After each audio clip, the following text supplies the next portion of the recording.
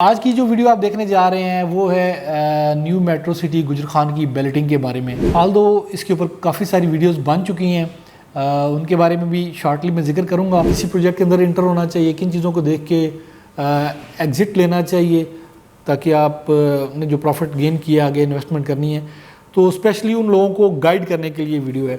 MZS TV subscribe करें। यहाँ आपको रोज़ाना की बुनियाद पर आपकी प्लॉट की ताज़ा तरीन अपडेट और प्रॉपर्टी मार्केट के उतार चढ़ाव की खबरें मिलेंगी। अस्सलाम वालेकुम नाज़रीन, मैं हूं ज़ुबैर बशीर और MZS TV के प्लेटफॉर्म पे आपके सामने लाता रहता हूं रियल एस्टेट के मुतल्लिक न्यूज़, इंफॉर्मेशन, विजिट्स सोसाइटी के और बहुत कुछ। अगर आपको ये चीज़ें पसंद होती हैं तो आप देखते हैं, लाइक करते हैं, शेयर करते हैं और कमेंट करते हैं, जिससे हमें भी फीडबैक मिलता है और हमें खुशी होती है। तो आज की जो वीडियो आप देखने जा रहे हैं वो है न्यू मेट्रो सिटी गुजर खान की बैलेटिंग के बारे में। हाल दो इसके ऊपर काफ़ी सारी वीडियोस बन चुकी हैं, उनके बारे में भी शॉर्टली मैं जिक्र करूंगा। और पहले तो मैंने ये सोचा था कि क्योंकि इतनी ज़्यादा वीडियोस बन चुकी हैं और चीज़ें काफ़ी लोगों के सामने आ चुकी हैं तो वीडियो बनाने की ज़रूरत नहीं है, लेकिन बहुत सारे क्लाइंट्स की मुझे भी कॉल आई, क्योंकि हमने भी न्यू मेट्रो सिटी गुजर खान के अंदर डील किया है, लोगों की फ़ाइल बुक्स हुई हैं। उन्होंने काफ़ी सारे सवालात पूछे तो और मैंने जब उनको जवाब दिए तो उससे मुझे लगा कि अभी भी एक तशनगी बाकी है, लोगों की परेशानियां हैं बैलेटिंग के हवाले से, तो उसके ऊपर मुझे भी एक वीडियो बना के लोगों तक जो हमारा अपना पॉइंट ऑफ व्यू है वो पेश करना चाहिए, ताकि जिससे लोगों को चीज़ों को समझने में आसानी हो और जो लोग परेशान हैं उनकी परेशानियों का जहाँ तक हो सके दावा हो सके। तो न्यू मेट्रो सिटी की जो बैलेटिंग हुई है, जिसका नाम था अर्ली बर्ड बैलेटिंग, उसके ऊपर काफ़ी शोर उठा, बातें हुई, वीडियोस बनी, उसके हक़ में वीडियोस बनी, उसके अगेंस्ट वीडियोस बनी, और जिसकी वजह से लोगों में काफ़ी कन्फ्यूजन पाया जाता है अभी तक। और लोग पूछ रहे हैं कि क्या हमें एग्ज़िट कर लेना चाहिए NMC गुजर खान से, या होल्ड करना चाहिए, या क्या करना चाहिए। तो उसके ऊपर फिर मैंने जो लोगों को राय दी है, अब वो चीज़ें आपके सामने मैं रखने जा रहा हूँ, ताकि आप लोग जिन्होंने न्यू मेट्रो सिटी के अंदर इन्वेस्टमेंट की हुई है या इन्वेस्टमेंट करने के बारे में सोच रहे हैं, उनको डिसीजन करने में आसानी हो। इस वक्त वाज़े तौर पर दो मौक़िफ़ सामने आ चुके हैं। एक मौक़िफ़ तो ये है कि ये एक बोगस बैलेटिंग हुई है, ऑलरेडी प्री प्लान थी चीज़ें, जिन लोगों को नवाजा जाना था वो नवाजा गया है। आम क्लाइंट्स थे, एंड यूज़र तो अभी नहीं है, सारे इन्वेस्टर ही हैं इसके अंदर मैक्सिमम, तो उनको इग्नोर किया गया है। दूसरा पॉइंट ऑफ व्यू ये आया है कि सोसाइटी ने लिमिटेड प्लॉट्स की बैलेटिंग की है। फॉर एग्जांपल ये अभी सेक्टर 1 है जिसका A ब्लॉक है, और A ब्लॉक में भी कंप्लीट अभी नहीं है। टोटल 2000 से भी कम प्लॉट्स की बैलेटिंग हुई है। 1962 प्लॉट्स हैं टोटल जिनकी बैलेटिंग अर्ली बर्ड बैलेटिंग के अंदर आई है, और अभी 80% 70% बैलेटिंग अभी रहती है सेक्टर 1 की, जिसमें B ब्लॉक और C ब्लॉक भी शामिल होंगे। तो चूँकि नंबर ऑफ़ प्लॉट्स कम थे इसलिए कम लोगों को मिलने थे, ज़्यादा लोगों को नहीं मिलने थे, तो जिसकी वजह से जिन लोगों को नहीं मिले उन लोगों को ये फ़ील हुआ कि उनके साथ ज़्यादती हुई है, ये बैलेटिंग जो है फेयर हुई है। खैर, इसके अंदर जो मेजर चीज़ डिफ़र कर रही है वो है 700 की सीरीज़। आप जानते हैं कि 700 की सीरीज़ के अंदर ज़्यादा प्लाट्स आए हैं, तो ये भी पूछा जा रहा है कि ये 700 सीरीज़ जो है किस डीलर के पास है, उसको ज़्यादा नवाजा गया है। जो इनके पुराने डीलर्स थे वो, मैंने तो सारी तो चलो नहीं कहते, लेकिन मैक्सिमम नंबर ऑफ़ वीडियोस जो बैलेटिंग के ऊपर वो देखी हैं, इसमें जो उनके पुराने डीलर्स हैं उनकी वीडियोस भी हैं, वो तो बाकायदा अपनी फ़ाइल दिखा रहे हैं, ये देखें मेरा नाम है और ये इसके साथ ये सीरियल नंबर है, आप बैलेटिंग में जाके चेक करने, मेरी नहीं निकली। लोगों ने काफ़ी वजाहतें भी दी हैं जो पुराने डीलर्स हैं जो उनके साथ चल रहे हैं, और बताया उन्होंने कि बैलेटिंग फेयर हुई है, और हमारे अगर अपने प्लाट नहीं निकले वो दूसरों के निकले तो इसमीन के बैलेटिंग फेयर हुई है। लेकिन जो 700 सीरीज़ है उसकी कन्फ्यूजन की वजह से लोग मेजॉरिटी मैं कहूँगा जो वीडियो में कमेंट्स कर रहे हैं, मैं तो वीडियो के कमेंट्स फॉलो करने की कोशिश करता हूँ, क्योंकि आप लोगों का जो फीडबैक है वो हमें कमेंट्स के ज़रिए भी मिलता है। तो आप इस वीडियो को भी कमेंट्स करेंगे, इंशाल्लाह मैं उनको प्रॉपर फॉलो करूँगा, रिप्लाई करने की कोशिश करूँगा, और अगर हो सका ज़रूरत पड़ी तो उसके ऊपर वीडियो भी बना देता हूँ। तो उन कमेंट्स के अंदर आप लोगों ने कहा है कि ये मेजॉरिटी की मैं बात कर रहा हूँ, उन्होंने ये दिया है कि ये फेयर नहीं हुई, प्री प्लान थी, बोगस पैलेटिंग थी और सॉफ्टवेयर जो है वो उसको पहले ही ऐसे बनाया गया था जिन लोगों को नवाजना है उनके ज़्यादा नंबर आ जाएं। खैर, तो ये दो वाज़े पॉइंट ऑफ व्यू सामने आए हैं और उसके बाद सवाल किया जा रहा है कि क्या हमें न्यू मेट्रो सिटी के अंदर होल्ड करना चाहिए या एग्ज़िट करना चाहिए। तो मैं थोड़ा डेप्थ में चीज़ों को लेके जाऊंगा, स्पेशली जो हमारे नए इन्वेस्टर हैं जिन्होंने फ़र्स्ट टाइम इस न्यू मेट्रो सिटी के अंदर या किसी भी प्रोजेक्ट के अंदर इन्वेस्ट किया है और उन लोगों के लिए सीखने का अमल है कि किस प्रोजेक्ट के अंदर एंट्री का टाइम कब होता है, एग्ज़िट का टाइम कब होता है, किन चीज़ों को देख के किसी प्रोजेक्ट के अंदर इंटर होना चाहिए, किन चीज़ों को देख के एग्ज़िट लेना चाहिए ताकि आप ने जो प्रॉफिट गेन किया आगे इन्वेस्टमेंट करनी है। तो स्पेशली उन लोगों को गाइड करने के लिए वीडियो है। ये टेस्ट केस भी है न्यू मेट्रो सिटी गुजर खान का, जिसके ज़रिए आप चीज़ों को सीख भी रहे हैं। तो चलें मैं शुरू से लेता हूँ चीज़ों को। डिफरेंट किस्म की इन्वेस्टमेंट की डिफरेंट डायनामिक्स हैं। एक होती है इन्वेस्टमेंट, आप गोल्ड ख़रीदते हैं, उसमें वो भी इन्वेस्टमेंट है। आप फॉरेन करेंसी ख़रीदते हैं, पीछे डॉलर के अंदर लोगों ने काफ़ी इन्वेस्टमेंट किया था। इसके अलावा फॉरेक्स ट्रेडिंग है, फॉरेक्स में लोग काम करते हैं, उसके अंदर भी एंट्री एग्जिट चल रहा होता है। और उसी के एक किस्म है पाकिस्तान एक्सचेंज कमीशन, जो पाकिस्तान के जो ट्रेडिंग है उसके अंदर जो इन्वेस्टमेंट कर रहे होते हैं, कराची स्टॉक एक्सचेंज की या पाकिस्तान स्टॉक एक्सचेंज के अंदर इन्वेस्टमेंट लोग कर रहे होते हैं, शेयर ख़रीद रहे होते हैं, शेयर बेच रहे होते हैं, प्रॉफिट गेन उस वक्त भी ये चीज़ें चल रही होती हैं। तो हर जो इन्वेस्टमेंट है उसकी नेचर डिफरेंट है। जब आप रियल एस्टेट के अंदर आते हैं तो रियल एस्टेट में भी टोटल जो इन्वेस्टमेंट है वो डिफरेंट टाइप की है। वो ये नहीं है कि बस आप आए और चले गए। लोग ज़्यादातर मैंने देखा है वो यही सवाल कर रहे होते हैं, शॉर्ट टर्म इन्वेस्टमेंट करनी है हमने, शॉर्ट टर्म इन्वेस्टमेंट में बताएं कौन सा प्रोजेक्ट बेहतर रहेगा, हम इस कैपिटल के साथ कौन सी सोसाइटी के अंदर इन्वेस्टमेंट करें कि हम ज़्यादा शेयर लें। याद रखें, जो समझदार रियल स्टेट एक्सपर्ट्स हैं, जो समझदार रियल स्टेट एडवाइज़र हैं, वो कभी भी आपको शॉर्ट टर्म इन्वेस्टमेंट के ऊपर कायल नहीं करेंगे। वो बताएंगे आपको कि रियल स्टेट के अंदर लॉन्ग टर्म इन्वेस्टमेंट होती है जिसमें आपको 6 महीना कम से कम देखना पड़ता है। उससे ऊपर आप साल 2 साल 10 साल वेट करते हैं तो आपको अपनी इन्वेस्टमेंट के ऊपर एक तब ह्यूज प्रॉफिट मिलता है। अगर आप इसके ऊपर फोकस्ड हैं कि हमने शॉर्ट टर्म इन्वेस्टमेंट करनी है और शॉर्ट टर्म इन्वेस्टमेंट के ऊपर हमने प्रॉफिट गेन करना है, तो उसके लिए आपको एक्सपर्ट होना पड़ेगा, थोड़ी सी मार खानी पड़ेगी रियल एस्टेट के अंदर, तब कहीं जाके आप शॉर्ट टर्म इन्वेस्टर बन सकते हैं रियल एस्टेट के अंदर। वरना जनरली मैं यही कहूँगा कि ये लॉन्ग टर्म इन्वेस्टमेंट होती है, उसके लिए आपको वेट करना पड़ता है। किसी भी सोसाइटी के अंदर, स्पेशली सोसाइटीज़ के अंदर रियल एस्टेट में इन्वेस्टमेंट होती है, तो किन चीज़ों के ऊपर जो आपकी इन्वेस्टमेंट है वो फोकस कर रही होती है, वो कौन से फैक्टर हैं। सोसाइटी को मैं अलग लेता हूँ और एज ए प्रोजेक्ट अलग लेता हूँ। सोसाइटीज़ के हम विज़िट करते हैं, आपको डेवलपमेंट दिखाते हैं, आपको उसके एक्सेस पॉइंट दिखाते हैं, अप्रोचिंग रूट्स दिखाते हैं, उससे आप सोसाइटी के बारे में समझते हैं कि सोसाइटी कैसी है, लोकेशन कैसी है, इसके अंदर फाइल्स में हमने लेनी चाहिए नहीं लेनी चाहिए। सेकंड होती है एज अ प्रोजेक्ट कि कौन से बड़े प्रोजेक्ट हैं जिनके अंदर हम इन्वेस्ट करेंगे तो हमें 4 पैसे मिलेंगे।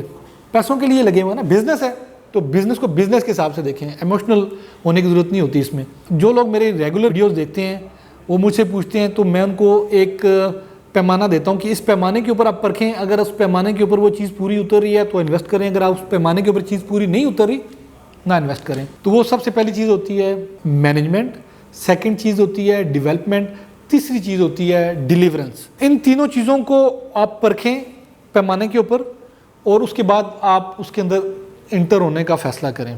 सबसे पहले आ जाते हैं मैनेजमेंट। कोई भी प्रोजेक्ट है उसकी मैनेजमेंट के ऊपर आपने होमवर्क पहले कंप्लीट करने के, कौन है, पास्ट कैसा है इनका, प्रेजेंटली वो कितने फोकस्ड होकर चल रहे हैं अपने प्रोजेक्ट के साथ, ये उनकी जो मैनेजमेंट है उसके बिहेवियर के ऊपर आपको पता चलेगा कि ये हैं।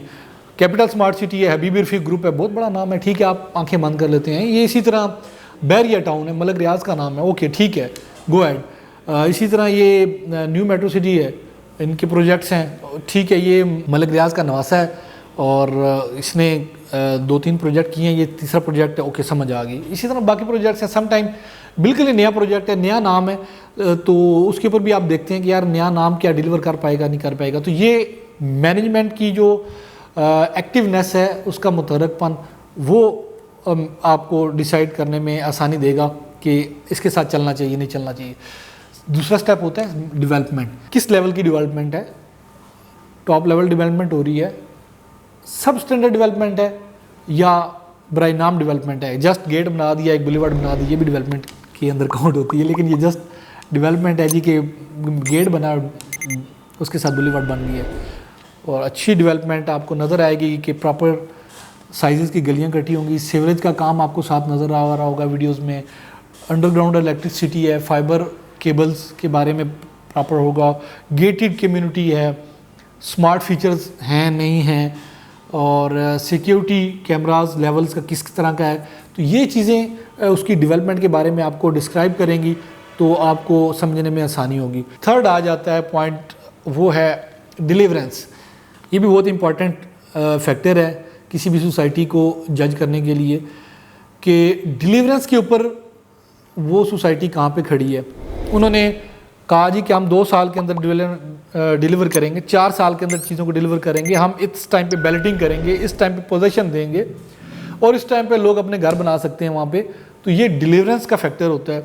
तो इसमें भी अगर सोसाइटी ने 4 साल हो गए हैं, 10 साल हो गए हैं, अभी तक पोजीशन क्या बैलेटिंग ही शुरू नहीं की, 5 साल हो गए हैं, किसी को पोजीशन मिला ही नहीं है अभी तक, बैलेटिंग भी नहीं हुई, पोजीशन भी नहीं मिला, तो डिलीवरेंस में वो सोसाइटी अगर वीक है, आप बाकी चीज़ों में उसको अच्छे नंबर दे रहे हैं कि उन्होंने एक्टिवनेस दिखाई है चीज़ों में, उन्होंने डेवलप किया है, लेकिन वो अभी तक डेवलप करने के बाद डिलीवर नहीं कर रहे। आप लोगों के बहुत सारे कमेंट्स होते हैं फलां सोसाइटी के अंदर हमने किया, वो अभी तक पोजीशन नहीं दे रहे, 5 साल हो गए हैं। तो उनका ये जो तीसरा फैक्टर है एंड यूज़र को डिलीवर करने का, यहाँ पे वो वीक हो जाते हैं।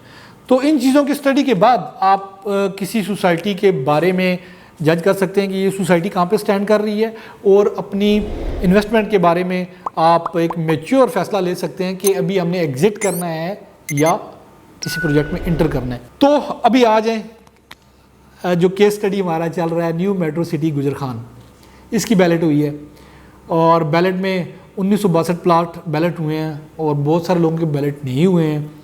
अब 2 ओपिनियन थे जो मैं शुरू में बता चुका हूँ कि ये फेक बैलेटिंग है, जो यूट्यूबर्स चल रहे हैं वो कह रहे हैं कि ये फेयर बैलेटिंग है, ऐसे होती है। लेकिन मैं जिस नतीजे पे पहुँचा हूँ, इतनी ज़्यादा बहस सुनने के बाद, वीडियोस देखने के बाद, एक चीज़ तो एस्टेब्लिश हो चुकी है कि जो मेजॉरिटी है न्यू मेट्रो सिटी के क्लाइंट्स की, वो इससे सख्त नाला है कि ये एक फेयर बैलेटिंग नहीं हुई। वो जो सॉफ्टवेयर के रिलेटेड जानते हैं वो तो ये कहते हैं कि बैक एंड के ऊपर सॉफ्टवेयर के अंदर ऐसी चेंजेस की जा सकती हैं, ऐसी कमांड्स जनरेट की जा सकती हैं कि जिनमें आप अपने फिक्स्ड जो नंबर्स हैं उनको डाल लेते हैं और फिक्स के अलावा जो दूसरे नंबर्स हैं उनको आप बैलेट में कर देते हैं। तो इस तरह की कोई गेम खेली गई है इस बैलेट के दौरान। जो भी हुआ है, मैं कहता हूँ अगर धुआं उठ रहा है इसका मतलब है कहीं आग लगी थी। अगर इतने ज़्यादा लोगों ने शोर मचाया है कि बैलेट जो है ना ये फेयर नहीं हुआ, उसकी ऊपर उंगली उठी है, तो मेरे ख्याल में मैनेजमेंट को एक बड़ा धचका लग चुका है। न्यू मेट्रो सिटी की मैनेजमेंट को अब इसको वो किस तरीके से रिकवर करते हैं। देखें, किसी भी बड़े नाम की एक साख होती है बिज़नेस में, अगर उसको एक धचका लगता है तो वो उसके ऊपर दोबारा रिव्यू करते हैं और अपना उन दागों को धोते हैं और फ्यूचर में ऐसे स्टेप उठाते हैं क्योंकि जो उनके क्लाइंट्स होते हैं, बिज़नेस में बुनियादी जो चीज़ होती है वो क्लाइंट सेटिस्फेक्शन होती है।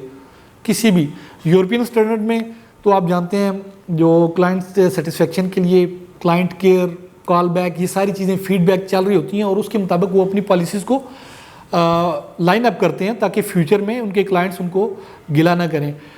मेरे ख्याल में न्यू मेट्रो सिटी की मैनेजमेंट एक भी नई मैनेजमेंट तो है नहीं है, पुराने बंदे हैं ये, और इन्होंने अगर अपना नाम बनाया है, बेशक मलक रियाज से हम शुरू करते हैं बैरिया के साथ, तो इन्होंने अपनी कमिटमेंट के साथ डिलीवरेंस की है चीज़ों को, लोगों के कंसर्न्स को उन्होंने फॉलो किया, तो तब वो कामयाब हुए हैं। और मेरे ख्याल में न्यू मेट्रो सिटी की जो मैनेजमेंट है, BSM डेवलपर मलक बिलाल साहब जिनको ऐड कर रहे हैं, मेरे ख्याल में वो भी इन चीज़ों को स्ट्रिक्टली फ्यूचर में फॉलो करेंगे।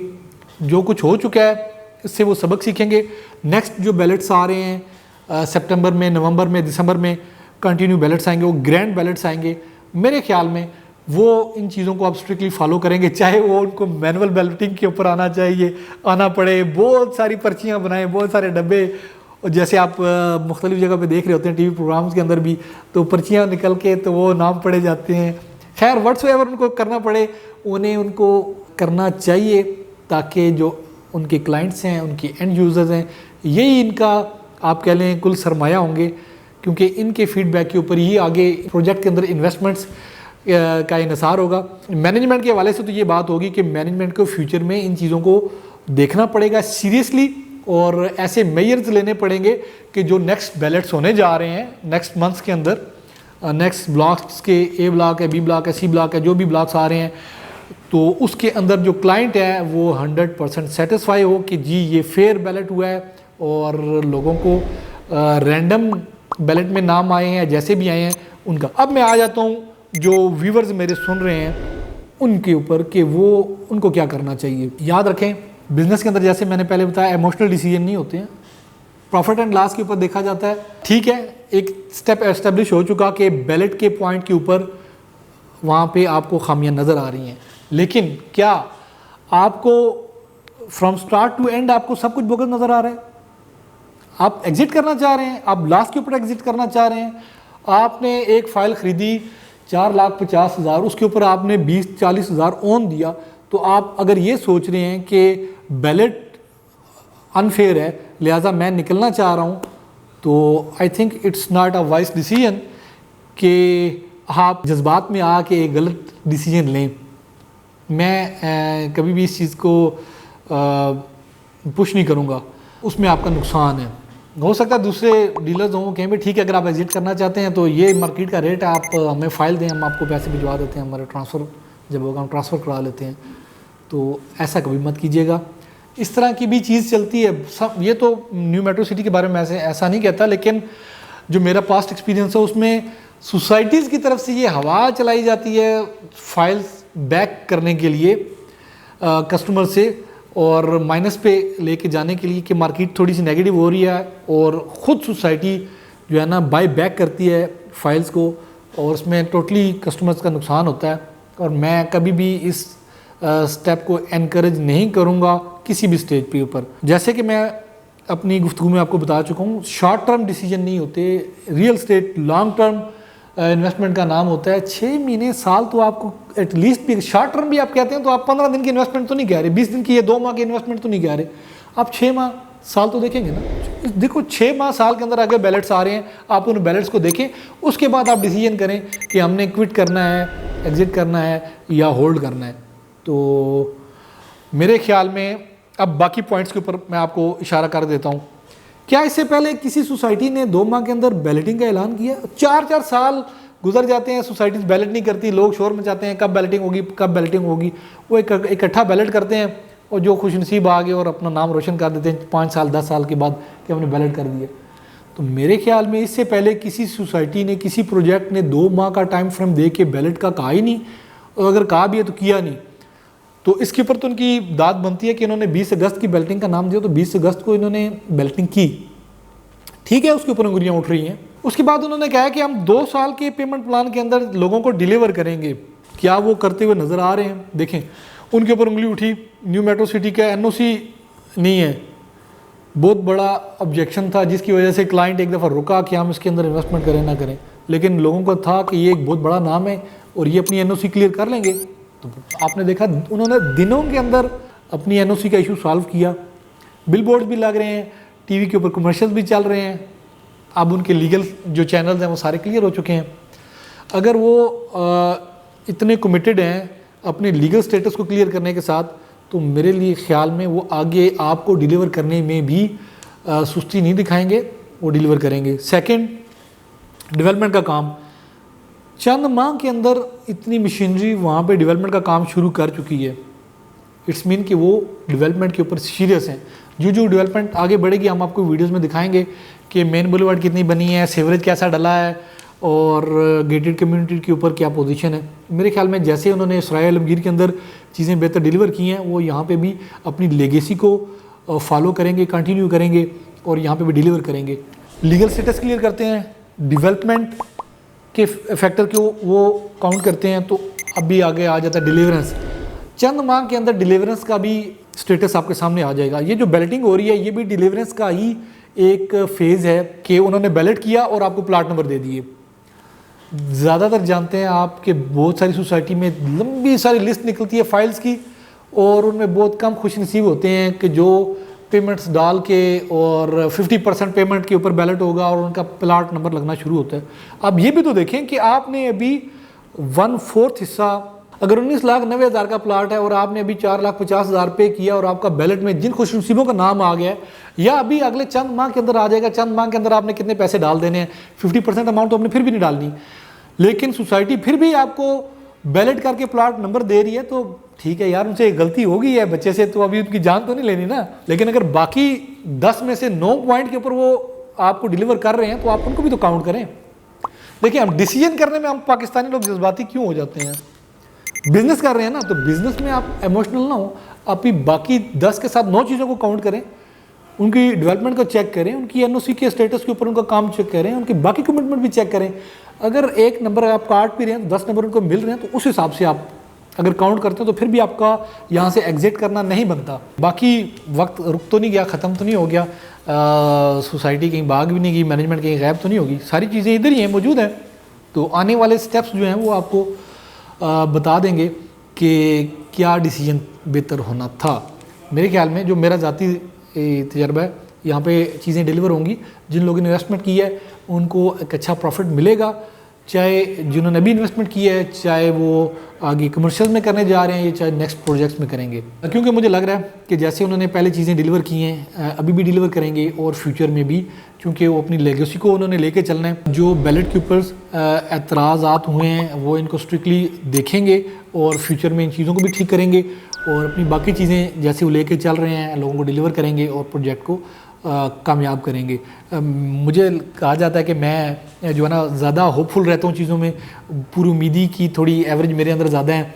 रुडन की वीडियो बनाई तो कहा गया कि आप लोग ज़्यादा इनके साथ वो हो चुके हैं और आप उम्मीद रख रहे हैं कि भी थोड़ा सा उन्होंने मशीनरी लाई है तो वो डिलीवर करेंगे। मैं होपफुल बंदा हूँ, मैं पूरी उम्मीद बंदा हूँ फ्यूचर के बारे में, उसने जन रखने वाला बंदा हूँ। कोई भी हो, चीज़ें हो, पॉजिटिव वे में सोचता हूँ और फ्यूचर के बारे में मैं सोचता हूँ कि यार ये बेहतर होगा और मैं पॉजिटिव चीज़ों को ज़्यादा काउंट कर रहा होता हूँ। तो मैं आपके भी ओपिनियन का रिगार्ड करता हूँ, रिस्पेक्ट करता हूँ और बाकी आप मेरे ओपिनियन के बारे में जो कुछ कहना चाहते हैं कमेंट्स में लिखें, कहें। मैं कोशिश करूँगा रिप्लाई भी करूँ और ज़रूरत बनी तो वीडियो भी बना दूँगा।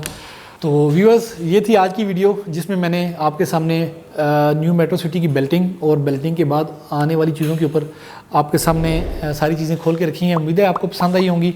लाइक का बटन दबाइएगा। जिन लोगों ने अभी तक चैनल सब्सक्राइब नहीं किया, उम्मीद है चैनल भी सब्सक्राइब करेंगे और दुआ में मुझे याद रखें, अपना ख्याल रखें। अल्लाह हाफिज़।